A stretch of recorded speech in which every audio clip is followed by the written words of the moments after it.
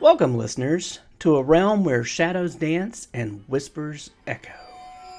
I'm your host, Rick Clifton, and this is Quills and Chills, the podcast that brings you face to face with the masterminds behind the macabre. In each episode, we journey into the minds of horror writers and filmmakers to uncover the secrets lurking within their tales of terror. From classic tales to modern nightmares, we'll traverse the corridors of the human psyche and unravel the threads of dread that keep us turning the pages or sitting out there in the dark.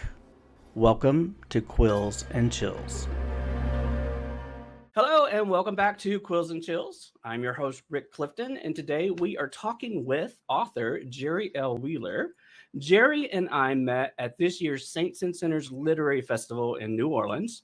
Saints and Sinners is a part of the annual Tennessee Williams Literary Festival, and I believe it's in its 21st year this year. Now, Jerry has published numerous short stories, interviews, articles, and essays, but today he is here to talk to me about this amazing little book called PANGS. So welcome to the show, Jerry. Thank you. Thank you for the opportunity. It's nice to be here. I enjoyed this book so much, but before we dive into it, I actually want to talk a little bit about you. I'd love to get to know you a little bit. So tell us all about Jerry Wheeler. Well, I could tell you, that's a long story. I'm an old guy, but I could tell you that I started writing about, I've been writing all my life, been in entertainment journalism for a number of years, and then took some time off, and then got hitched up with my late partner, and then he got lung cancer. And that was a very long, very torturous process. At the end of it, I decided to go back to writing. And that's been about 20 years ago. And I made my first sale with a guy with a story that I submitted to my writing group. It was all about obsession. It was about a guy who fell in love with another guy. And the only time they ever saw each other was on the morning commute in their cars, in their separate cars. Okay, I love this already. And one of the guys in my writing group said I should submit it to this anthology about obsession called, it was Law of Desire. And the publishers were one of the first independent gay presses, Suspect Thoughts Press, headed by Greg Wharton and Ian Phillips. And I submitted it to them, and the next day I got email back from them. I'm like, the submissions are coming back even quicker than they usually do. And then they said they loved it and they wanted to publish it, and that was my first publication. And then I picked up with Saints and Sinners, and I've been going ever since. That's fantastic. So I want to talk a little bit about your process for writing then. And, I realize you write in a different mediums from time to time, but let's say for Pangs or for novels, what's your process with that? Do you dive in with both feet? Are you an obsessive planner? Do you plot everything out? How do you sort of get started? I'm not an obsessive planner at all, but neither am I a total pantser. I mean, I do have an idea of where I'm going, but sometimes it may take a couple of different tries to find the most successful route. With Pangs, actually, Pangs started as a novelette. I had written the first part of it as an ending to a collection of short stories and essays that I put out. And I liked it so much, and I wasn't sure. I didn't consciously leave it open-ended. But the more that I read it and the more that people reacted to that novelette, I'm like, okay, I guess I'm not done with these characters after all. I can think of one other thing to do with them. And that's what I did. So I actually went back to it. I took the novelette out of that book, substituted some other short fiction in there, and then wrote two other parts to it. And that's how Pangs became Pangs. I was curious about that. I was going to ask because I know the book is in 3 parts, and each part is it's separately itself its own story, but also connected to the other parts as well. So I was kind of curious how you came to that, and that's great. So I love the way it weaves itself together. I'm kind of curious, as someone myself, I'm a big fan of horror, have been since I was 12 years old. I'm always intrigued how people find their own path to horror itself. And I know you write in different genres, but I'm curious, what sort of sparked your journey to write this story? Edgar Allan Poe. If you get the short story collection, Poe was a big influence on me. Poe and Nathaniel Hawthorne. So I started out with like a sense of the macabre, just from the very beginning. And then with Edgar Allan Poe came a whole bunch of science fiction, including Ray Bradbury, who is my second favorite.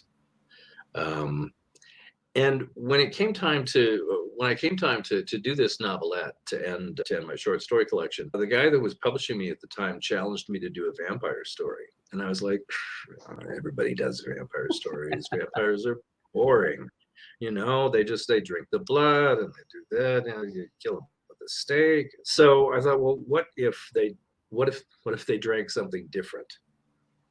And then I thought, well, how about talent and musical talent at that? Because I have none. So I thought, well, You okay, and let's me give them both, something that I friend. know.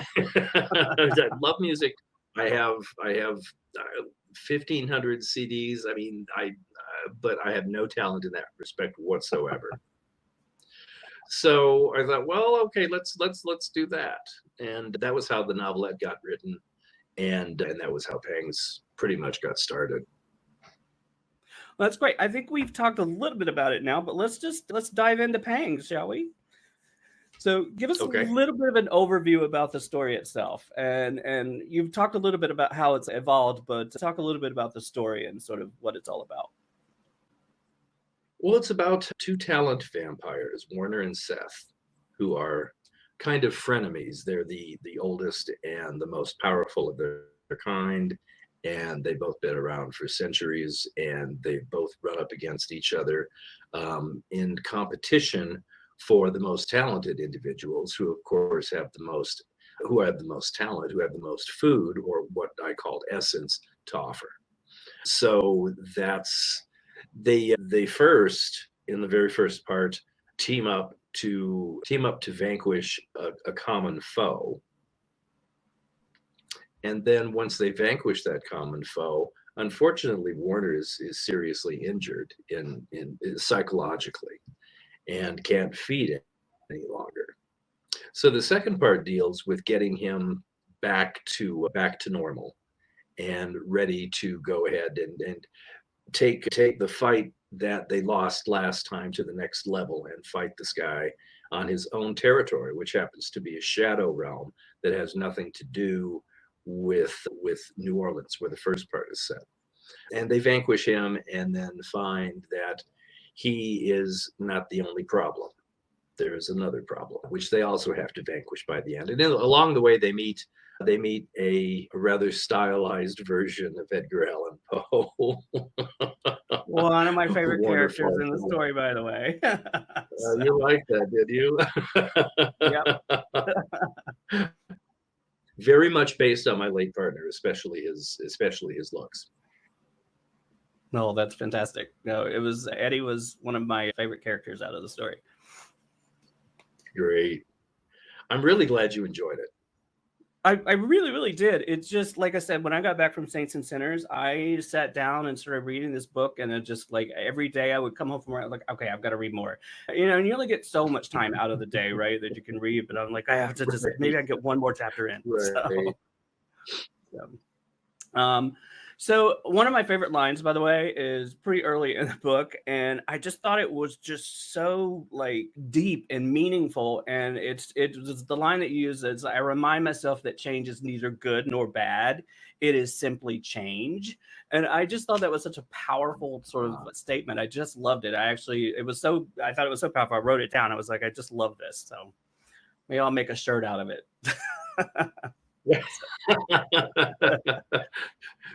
That's very much Warner. Warner is very much someone who's just very accepting of his own circumstances, and he has a thing. He and I both have a thing for New Orleans. One of my favorite lines, actually, is when he says he remembers New Orleans when it was not chilled for tourism. That too, and I think he's walking into, I think it's a bar, and he opens the door and he's blasted by the air conditioning, and that's when he's like, "I remember when we didn't chill this for tourism," or something to that effect. So, and it's really Yep. great. Yep. I was like, I can kind of relate to that, although I'm probably a fan of the air conditioning, to be quite honest. Yes, but in New Orleans, if you notice in St. Cecilia's, it does get kind of chilly. Uh-huh. Oh, it did. Yeah, especially with the rain. So Warner and Steph sort of go on a unique personal journey throughout the story, and you talked a little bit about that. What I especially loved the most about their relationship is how it grew and changed throughout the story. And as you said, they at one point they had to put aside their own personal issues and learn to work together to take down a common foe. And as the story progressed, they really did sort of grow to sort of, I don't want to say love, but maybe respect and honor one another. And I thought that was really, really great. I was wondering if you could talk about sort of the process of creating these characters, and are they related to people you know in your life? I'm not sure that they're related to people that I know. I think they're pretty much total fiction. Warner, in particular, the point of view character is my smart ass supernatural character, who I his is a voice that is very Poe-like to me, and that sometimes is a default whenever I write in that particular genre. The world weary sort of, yeah, basically smart ass vampire. So that's and Seth is just the opposite. I mean, he's somebody who really doesn't care for humanity. He has no respect for humanity. It's a means to living for him. And Warner's not quite like that. He's more of a humanist. I mean, he understands, he appreciates humankind, and doesn't want to rip it apart the way Seth does.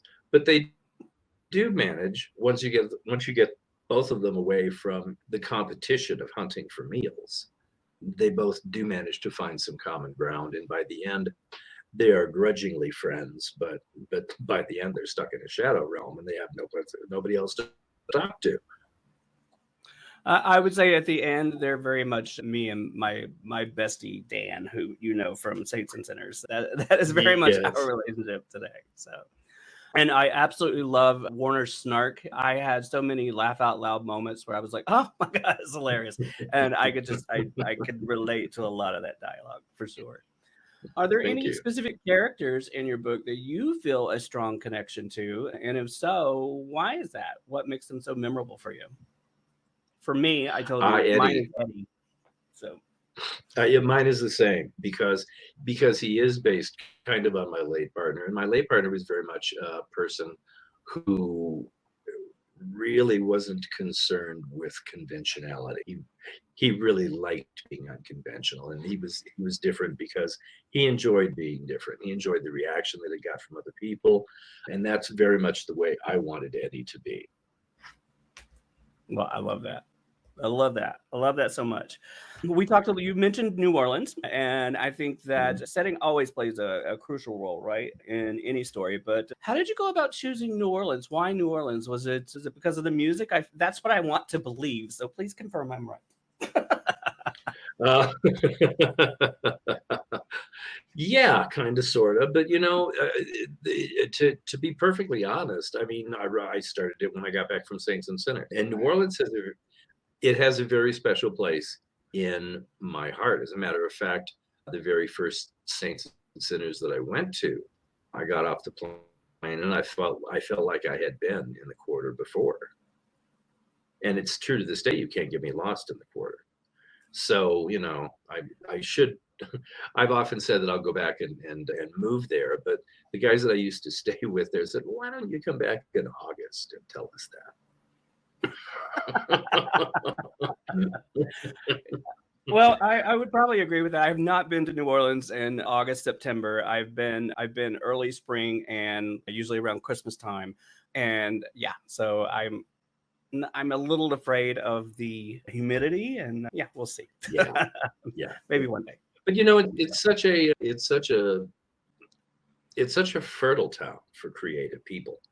Yes. Sometimes you just you get to walking in the corridor just from the bar to the bar, and all of a sudden you get an idea, and you're like, oh, that's perfect. I've got to go home and write this down. And so it seemed to me to be the natural place to set it because I was just there. That's great.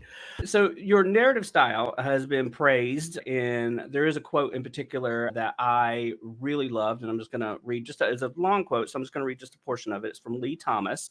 There's magic in the pages of Jerry L. Wheeler's Pangs, and it's not just the paranormal goings on that taunt, tease, and push his characters deeper into the adventure. And it's a quote that when I read it, I was like, yes, I totally agree with that. And I'm curious, how did you like? Did you feel like this voice came to you naturally as you were writing this story? Warner's voice, Yes. yeah, from the very first paragraph. Right. I mean, I can feel it, Jerry. I can feel it. Yeah, I can totally feel it. It comes right off the page for me. So I believe you. Thank you. It's true. All right. Without giving too much away, because I don't want to talk about spoilers too much, but is there a pivotal moment or a scene in the book for you that you feel like readers should look forward to? Mine is the showdown in the hotel in Chelsea, because that one I was glued. I was like, oh my God, what's happening? I was glued to the page. Yeah, actually, I would say it's a toss-up between that one and the final confrontation with the creature in the shadow realm, because that one I waited a long time to get to, and I was very concerned about the blocking elements in that particular section. So that was one that I went over and over and over and over and over again. But yeah, I would point to that one as one of my favorite, or maybe a pivotal scene. And then also I really liked Eddie in the bookshop the first time that Eddie shows up. That was fun to write. Yeah. I will say the twist in the hotel I did not see coming, and I like to pride myself that I can see those at 20 clicks, and I didn't even not see that coming. So well done. Really, thank you. The guy that originally published that hated it. Oh my God, no, I loved it. I'm a big fan. So and then again, I got to be careful about spoilers, but once the twist was revealed, I was like, well, of course. Of course. I mean, it just right. So, yeah. Naturally. Exactly. So, what unique message or experience do you hope that your readers will take away from reading Pangs? Oh, look at vampires in a different way. Mm-hmm. Think of them in a totally different way, because the old vampires are tried and true, but I think they ought to be we ought to be doing something different with them. We've done that now, which is why I thought this would be a good vampire tale, but also a different vampire tale. No, it truly is too. It's like you had told me, actually, I think when we were in New Orleans, that it was a little bit different of a vampire story. So I was excited I didn't go in expecting the usual vampire lore, but I was excited to see how it sort of played out. So, well, and see, that was the really, really fun part about it, was that, presenting a different kind of vampire. It's like the parts of the vampire myth that are convenient, I'll take. The ones that are not convenient, no, mine just don't do that. Exactly. Exactly. So, Jerry, what authors or who are you reading right now? What's on your bookshelf at the moment? What's on my bookshelf right now is a bunch of poetry books that I have to get ready for the blog for National Poetry Month, since I run out in print queer book reviews. Of course, April is National Poetry Month, so I've got 4 books that I'm getting ready for a post on National Poetry Month. A.J. Dolman, Raymond Lusac, Brad Blue, and I can't remember the last person's name, but I've got 4 in mind that I'm working on. And I just finished judging the Farrell Grumley Awards for the Publishing Triangle. So I'm kind of reeling from reading 65 books from December 15th until the last week of February.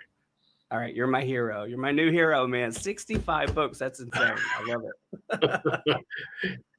So, I know when we were in Saints and Sinners, you were on a few panels talking about your latest book, Mercedes General. So I just want to kind of give you a minute to talk a little bit about that. I know it's a series of short stories, right? Yes, it's totally different from the vampire thing, totally. And it's a series of linked short stories that show the progression of a couple who met when they were 7 and 8 years old, respectively, and this takes them through 40 years worth of experiences, deaths, meetings, fame, fortune, and crashes. It was a fairly ambitious project to span 40 years. Um, but and that also includes the AIDS epidemic. I think it goes from 1966 to 2006. Wow. I know I did hear you talking about it in New Orleans, and I'm putting that in my rotation. So I'm excited to dive into it. Great. Which will be very soon. Great. I don't know if I can hit 65 books in that amount of time that you did, but I'll give it my best shot. All right, Jerry, what's next on the horizon for you? What are you working on now that you can tell us about? I'm working on a short story about sin eaters. Oh, fun. Yes. I like it. And then I'm going to do something a little different and try a novel that is not done in pieces. Yeah, and I can't really say anything about that because it's kind of an interesting concept, and I've been having it in the back of my mind for a couple of years now, and making notes and doing those kind of things, and finally I think I'm hitting a structure on it. So I'll be starting it probably after I finish the Sin Eater story. All right. I'm excited. I'm excited for the Sin Eater story too. So hit me up when it's ready, or I'll keep an eye out too, because I would love to take a look. So I will. So the book is called Pangs. It's available online and everywhere now. And as I always say here at Quills and Chills, please always support your local bookstores whenever possible. So Jerry, how can our audience find you on social media? Jerry L. Wheeler on Facebook, and I'm JW Den on Instagram. And I'm also on Bluesky. I'm JW Den there too. I used to be on Twitter, but not anymore. Yep. And what's the blog, if anyone's interested in the blog? The blog is out in print, Queer Book Reviews, and it's a WordPress blog. So perfect. Great. Jerry, thank you so much. Thank you so much for talking to me today. I really appreciate your time. I'm being mindful of our time because I know you are a very busy man and you've got other things to do this morning. So I appreciate your time. All right. Thank you. And it was a great opportunity. Thanks for the discussion. It was wonderful. I enjoyed myself. All right, everybody. That's it for this week. We'll see you next week on Quills and Chills. Thanks for joining me on another episode of Quills and Chills. I hope you enjoyed our deep dive into the mysterious and the haunted. If you're enjoying the show, don't forget to support us by subscribing on your preferred podcast platform and leaving us a rating or review, because your feedback helps keep those chills running down both our spines. And feel free to share the show with your favorite fellow horror enthusiasts. Also, if you guys have any spooky stories, strange encounters, or paranormal experiences of your own, I'd love to hear them. Reach out to me on social media or email me at quillsandchillspodcast@gmail.com. Who knows? Your story might end up on a very special episode. Anyway, thanks for listening, and I will see you back here next time on Quills and Chills. Bye, y'all.